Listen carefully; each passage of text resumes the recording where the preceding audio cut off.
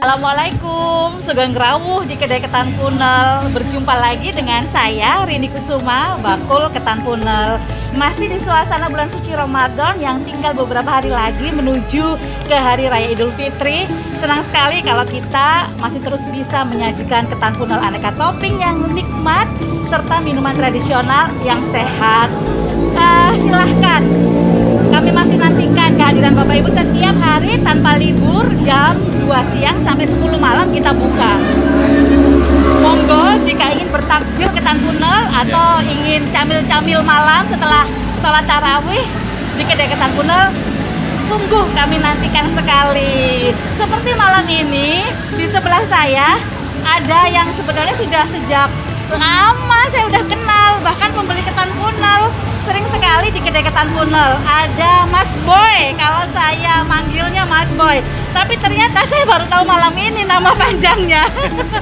Ada Mas Muhammad Rahmatullah Al-Amin, panggilan pekannya Mas Boy. Assalamualaikum Mas Boy. Waalaikumsalam warahmatullahi wabarakatuh. Setelah bertahun-tahun lamanya kenal, kok saya baru tahu nama panjangnya ya? Nama asli itu, Pak. Nama asli. Oke, kok bisa dapat panggilan Boy? Gimana? Jadi ceritanya itu dulu ketika kebetulan saya kan dari daerah Madura ya. Oh, daerah Madura sehingga ada ingin nama beken lah. Iya, iya. Putranya ingin nama beken, namanya panggilan laki-laki kan. Ya, Boy. Panggil Boy. Nah, Amin itu adalah nama dari orang tua saya. Namanya Pak Amin. Nah, artinya bagus banget dulu karena dulu di Madura juga ini ya, nama yang tenar kan. Nama Pak Amin. Baik Mas Boy, ini nggak lengkap kalau Mas Boy nggak kita ajak ngobrol sambil nggak menikmati ketan punel ini ya. Alhamdulillah. Biasanya Mas Boy itu suka banget wedang dan ketan bubuk kedelai ya kan? Betul, paling suka kalau di wedang di ketan punel saya selalu menikmati wedang uwuh. Nah ini dia, alhamdulillah. Terima sehat kasih. Menurut saya. Gitu ya, terima kasih. Minuman sehat untuk kita, apalagi saat pandemi ini. Ini adalah meningkatkan imunitas kita. Oke, saya kenalkan dulu untuk pembeli Kedai Ketan Punel yang lain. Siapakah Mas Boy ini? Mas Boy ini jabatannya banyak sekali. Pokoknya banyak sekali yang dipercayakan kepada beliau, beberapa tugas begitu. Tapi yang sekarang ini paling digeluti mungkin ya, paling menyita waktunya adalah beliau sebagai Koordinator Bidang Industri dan Lingkungan Hidup dan Pariwisata Kadin Jawa Timur. Juga staf ahli daerah DPD RI Provinsi Jawa Timur. Betul. Luar biasa. Monggo Mas Boy sambil dinikmati. Mudah-mudahan saya nggak ganggu ya sambil saya ajak ngobrol-ngobrol. Terima kasih. Saya terima kasih diberi kesempatan saat setelah sholat taraweh kita biasanya sama teman-teman bapak-bapak pengusaha itu mampir setelah sholat taraweh, kan kebetulan di sini juga ada masjid sekitar Raya Danau Al-Falah. Kita mampir untuk menikmati. Gitu ya. Yang saya suka adalah ketan yang original. Original bubuk kedelai. Sama yang wedang uwuh ini. Best seller di sini itu. Bismillah, saya coba nikmatin. Silakan. Kalau mau lebih manis lagi, gula batunya bisa dimasukkan. Biasanya kami lebih suka tanpa gula batu. Tanpa gula batu ya, menghindari gula-gulaan ya. Oke Mas Boy, waduh Mas Boy, berarti ini apa nih? Ini kan tinggal beberapa hari sebelum Lebaran. Apa yang paling membuat Mas Boy sibuk sekarang? Apalagi kan staf ahli daerah DPD RI Provinsi Jawa Timur. Bayangan saya, Mas Boy harus selalu mendampingi Ketua DPD RI saat ini Pak Lanyala Mataliti. Betul ya? Betul. Mendampingi Pak Nyala kemanapun. Waduh. Masa reses terutama seperti itu. Utamanya masa-masa reses. Masa reses. Oke. Ngapain aja itu biasanya? Mendampingi ngapain aja? Kalau selama masa reses ini kami mendampingi Ketua DPD RI terutama di beberapa daerah di wilayah Jawa Timur. Jadi Jawa Timur ini kan luas, Mbak. Ada 38 kabupaten kota. 38 kabupaten kota. Kebetulan untuk yang masa reses periode saat ini kita capai sekitar hampir 20 titik.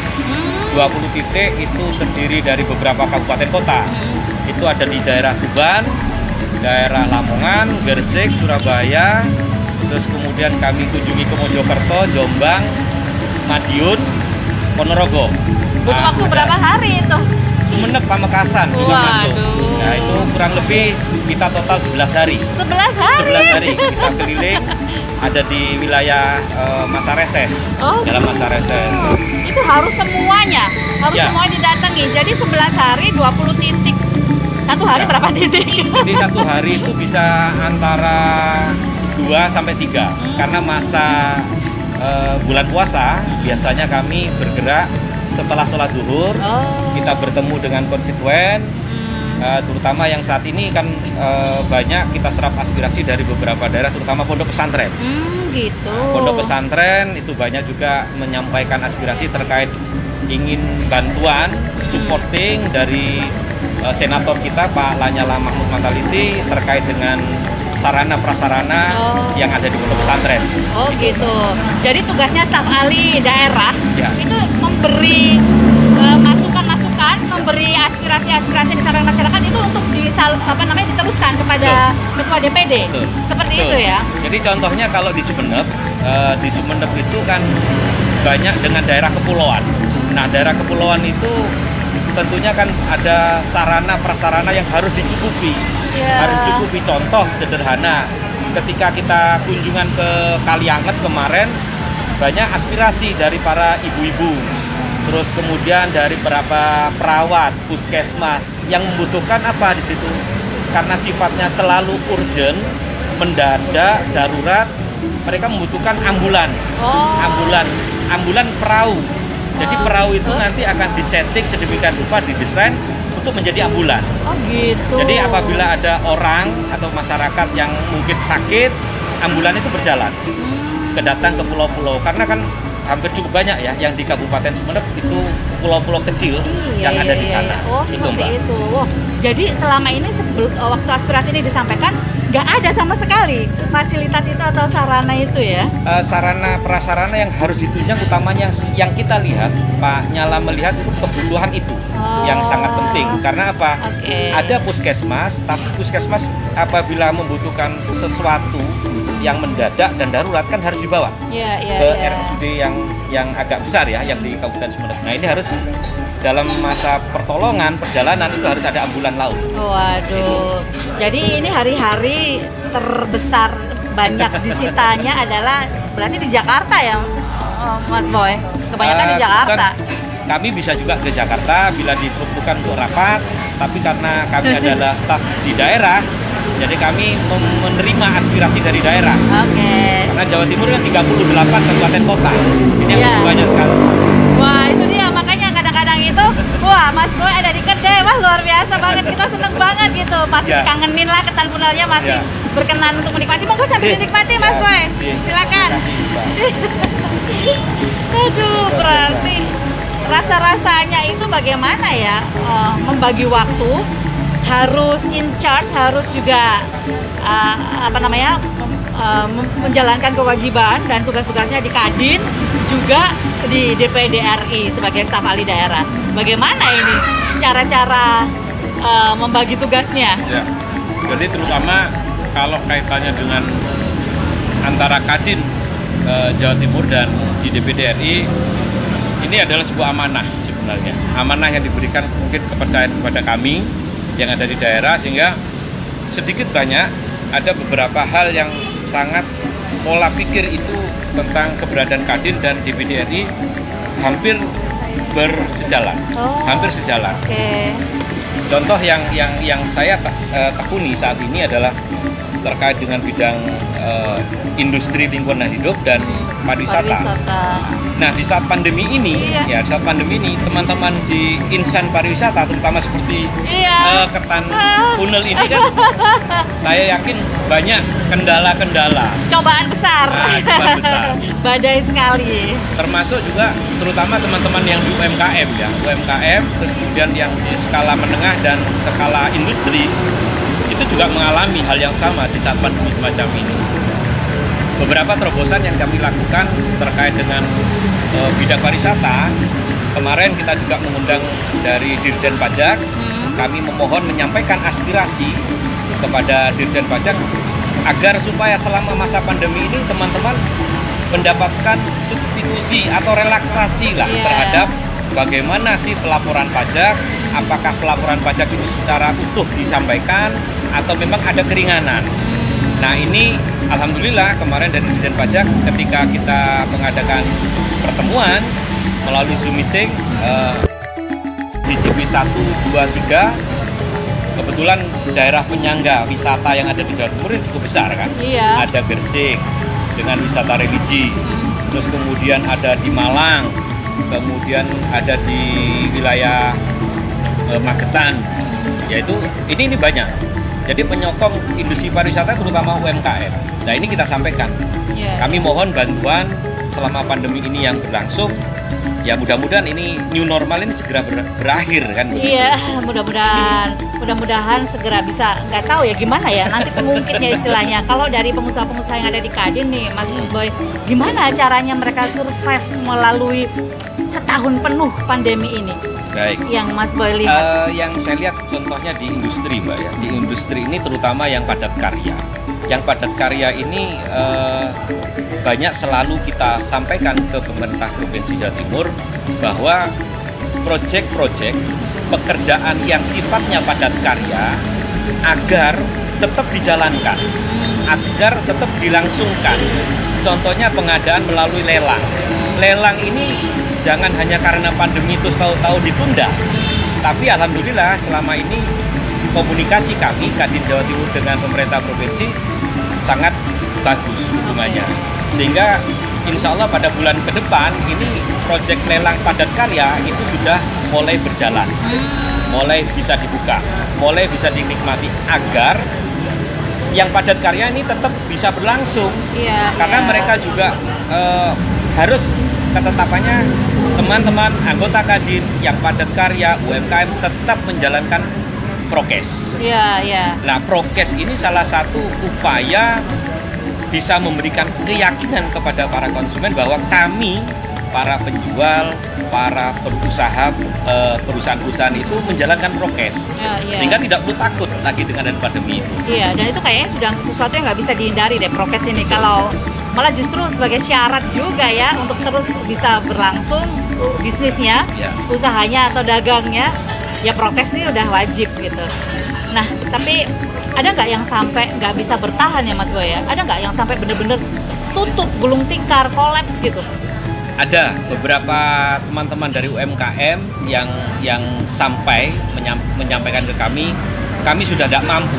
Nah, kalimat kami sudah tidak mampu, contohnya masa-masa bulan puasa ini Mbak ya. Bagaimanapun juga mereka tetap harus memberikan tunjangan kepada teman-teman karyawan. Tapi selama teman-teman pengusaha ini mau berkoordinasi, berkonsultasi dengan kami, insya Allah kami memberikan sebuah solusi-solusi. Oh gitu? Apa biasanya solusi dari Kadin? Ya, itu ada bagus sekali ya. Ini jalan raya Darmo Mas Boy. Ada apa namanya? Ada ini loh. Pembalap lewat, ambulans lewat, patwal lewat. Apa solusi-solusi dari Kadin untuk mereka-mereka yang berat sekali bertahan? Contohnya begini, yang saya ketahui ada beberapa teman-teman kita sounding ke beberapa perbankan, untuk mendapatkan pinjaman dengan bunga yang lunak.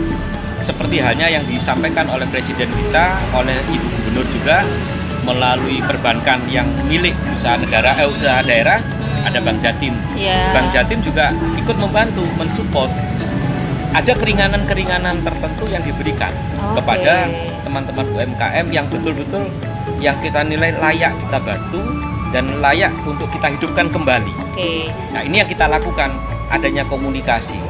Nah, komunikasi itu katanya orang Jawa, konmuni tak kasih. Oh gitu ya. Iya, jangan diam aja. Jangan diam. Nggak tahu ini apa kebutuhannya, apa kesulitannya, gitu ya. Iya. Tapi juga Kadin ini juga dalam waktu dekat sudah ada vaksinasi gotong royong juga bagi para anggota. Itu pembalap yang lewat. Pembalapnya lewat. Mohon maaf ya Mas Boy ya. Kita seru sekali. Ada vaksin gotong royong. Berarti ini kira-kira nanti istilahnya apa bedanya ya?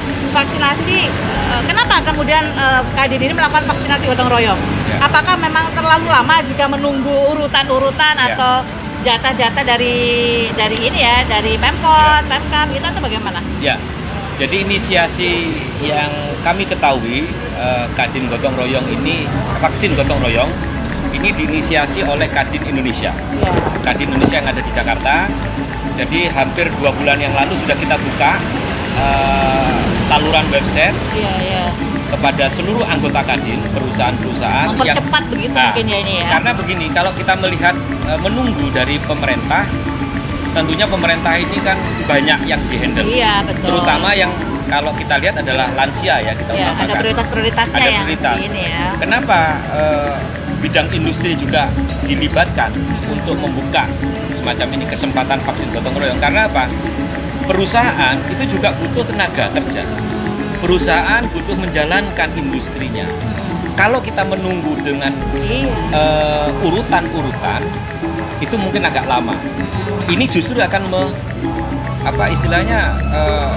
bisa bukan menggagalkan ya, bisa menunda yang terlalu lama untuk produk-produk produksi mereka. Sehingga kita mendaftarkan melalui online di website Kadin Indonesia, terus kemudian mereka nanti diurut, disusun. Insya Allah terakhir kami komunikasi di bulan ini, bulan Mei akan sudah dimulai, vaksinnya akan dimulai. Ya. Nah, di Jawa Timur juga demikian, nanti sudah ada urut-urutannya. Iya. Mereka umpamanya perusahaan A, silakan melakukan vaksin di klinik ini. Oke. Perusahaan B di rumah sakit ini. Oke. Nah, sudah ditentukan nanti. Iya. Bisa jadi nanti beberapa tenaga medis itu akan diundang Iya. hadir ke tempat usahanya itu, Mbak. Betul, itu penting sekali ya, karena kita dengar kan klaster Betul. perusahaan, klaster industri. Terus kalau ada yang positif kemudian ditutup pabriknya, itu kan sangat mengganggu ya roda ekonomi apalagi saat ini. Mas Boy sambil nikmati Mas Boy. Ini. Aduh, saya Makasih mengganggu. angkat ini. Ini hobi baru ini, mengganggu pembeli-pembeli gitu loh. Diajakin ngobrol-ngobrol, padahal mengganggu menikmati ketan. Iya. Tapi kalau nggak diajak ngobrol, itu juga sayang banget gitu loh. Ada Mas Boy bolak-balik ke sini, kemudian kita nggak kabarkan ke pembeli yang lain, kita nggak gali-gali apa sih tugas-tugasnya yang kita ingin tahu, dan itu penting untuk diketahui oleh yang lain. Itu eman banget gitu Mas Boy. Saya lihat, saya mengapresiasi lah Mbak ya, di Ketan Tunnel ini kan beberapa saat yang lalu Mas Wahyu sudah berupaya untuk mengadakan vaksin terhadap teman-teman yang kerja di sini. Dan alhamdulillah, kemudian mohon maaf kenapa ini saya lepas, saya juga insya Allah alhamdulillah saya sudah melewati masa-masa itu. Dan kami juga sudah selalu di kantor kami hampir dalam 1 bulan itu bisa 2 kali kita dilakukan swab antigen. Sehingga kami selama melayani masyarakat itu juga dalam kondisi fit. Itu yang negatif, tidak terpapar gitu ya. Iya, itu. Makanya kalau makan ketan ya tetap harus saya buka. Loh, iya, nggak bisa kecuali kalau maskernya benar-benar ada inovasi baru, bolong gitu. Kalau makan memang dilepas maskernya, gimana lagi ya Mas Boy ya? Aduh, mudah-mudahan tetap berkenan loh dengan ketan yang kami hadirkan. Alhamdulillah. Saya lihat dari teman-teman sekalian, teman-teman saya itu Mbak, di teman-teman alumni ya, di sekolah SMA, di kampus, saya lihat postingnya kok banyak di Ketan Tunnel kan itu. Waduh. Hampir jadi tempat nongkrong yang sehat lah, saya katakan sehat. Amin. Sehat karena saya lihat teman-teman dan semua pakai masker. Ya, kita prokes. Karena nggak bisa main-main juga sih Mas Boy, karena di depan Taman Bungkul kita di situ juga ada pos polisi, kemudian Raya Darmo kan setiap hari, bahkan hingga hari ini, hingga detik ini masih ditutup Jalan Raya Darmo. Jadi kalau kita nggak prokes pasti kita kena tegur, pasti kita ketahuan banget gitu. Jadi nggak kan bisa main-main. Tetap PPKM jam 10 kita tutup kan? Iya, tutup. Untuk pas waktu bulan puasa ini jam 10 kita tutup. Sebelumnya setengah 10 kita udah tutup. Bahkan sebelumnya jam 8 malam kita udah tutup. Kapan hari saya sempat kecilik ke sini. Kecilik itu karena kecilik apa ini ya? Bahasa Indonesia kecilik apa ya? Apa ya? Kecilik. Jadi ketika kita rombongan itu dari arah Madura, kita masuk lewat Gemblongan, rencana mau ke Tankunel itu setengah 10. Iya. Tapi begitu sampai depan sekolah udah ditutup, Mbak. Ditutup, jadi nggak boleh masuk. Ketika kita masuk ke Raya Darmo sini juga ditutup. Iya. Nah itu ternyata betul-betul menjalankan prokes PPKM dijalankan di sini kan gitu. Jadi kita bertahannya memang agak sedikit lebih keras lagi atau lebih sedikit berat gitu. Karena kebetulan Raya Darmo ini mulai PSBB hingga hari ini setahun ya. Hampir setahun. Setahun Lebih lah, setahun lebih. Selalu ditutup. Dan kita kebetulan ada di sini, tapi kita mematuhi betul apa yang menjadi aturan. Kita support, jadi akhirnya kita adaptasi aja. Sebelum ditutup kita sudah tutup, dan kita hadirkan ketan punel ini untuk di layan antar. Ada layan antar ya? Ada, silakan kapan saja ingin ketan punel akan kita kirim ke rumah. Siap. Seperti itu, mau nggak mau harus begitu Mas Boy ya. Harus ada inovasi dan kreasi ya. Iya, biar survive gitu. Biar survive karena kembang kembis banget ya. Tapi tidak apa-apa, mudah-mudahan selalu ada secercah harapan. Optimis. Gitu. Tapi kalau bicara Kadin, apakah itu harus pengusaha besar ya yang tergabung di Kadin itu Mas Boy? Tidak, Mbak. Jadi tidak. Kalau di kami memang di keanggotaan itu ada klasifikasi ya, ada UMKM. Di bawahnya UMKM itu ada mikro. Ada mikro.